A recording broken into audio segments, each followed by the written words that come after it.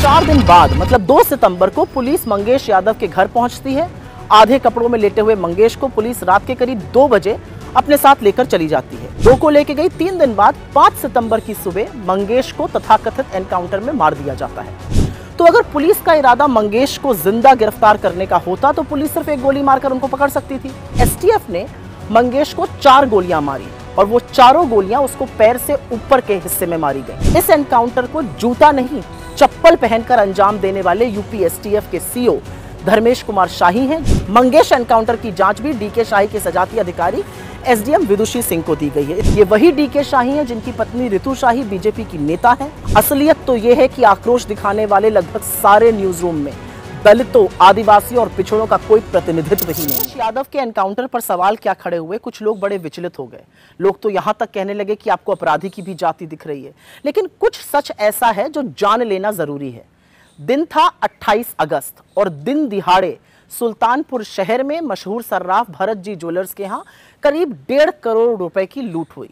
Police के मुताबिक इस लूट में कुल 11 बदमाश शामिल थे और इसका मुख्य आरोपी विपिन सिंह नाम का एक आदमी था।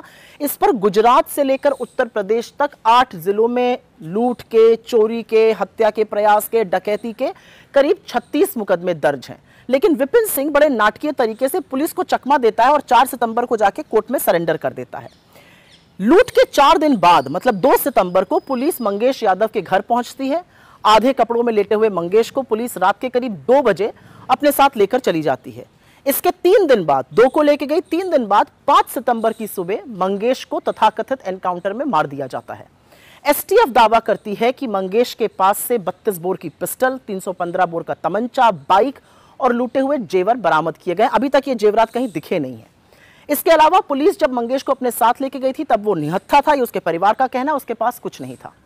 इस घटना में शामिल 11 अपराधियों में से सिर्फ एक मंगेश यादव का एनकाउंटर किया जाता है, जबकि घटना में 3 सितंबर को सचिन सिंह, गोविंद सिंह और त्रिभुवन को मुठभेड़ में घायल करके गिरफ्तार कर लिया जाता है। इनमें से किसी की जान नहीं जाती है।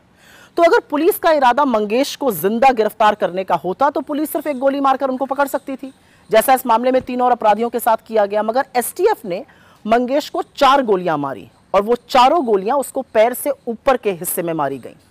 इस एनकाउंटर को जूता नहीं चप्पल पहनकर अंजाम देने वाले यूपी एसटीएफ के सीओ धर्मेश कुमार शाही हैं, जो सब इंस्पेक्टर से सीओ बने हैं। 2019 में वो डिप्टी एसपी की रैंक पर प्रमोट हुए थे। ये वही शाही हैं जिन्होंने अभी तक करीब 50 से अधिक एनकाउंटर किए और इनके बहुत सारे एनकाउंटर पर सवाल खड़े हुए हैं।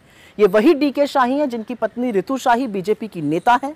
हाल ही में वो उत्तर प्रदेश महिला आयोग की सदस्य नियुक्त की गई हैं और इसके साथ ही वो गोरखपुर क्षेत्र में बीजेपी महिला मोर्चा की क्षेत्रीय कोषाध्यक्ष भी हैं। तो ये बीजेपी से तार हो गए।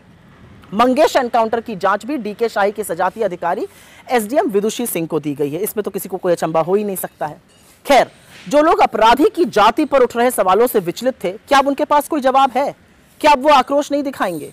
क्या अब उनको अन्याय नहीं दिखेगा? क्या अब वो ज्ञान नहीं देंगे? असलियत तो यह है कि आक्रोश दिखाने वाले लगभग सारे न्यूज रूम में दलितों, आदिवासियों और पिछड़ों का कोई प्रतिनिधित्व ही नहीं है। इक्का दुक्का कोई होगा तो वो कैमरा चलाता होगा, उसका ना शो की हेडलाइन से ना न्यूज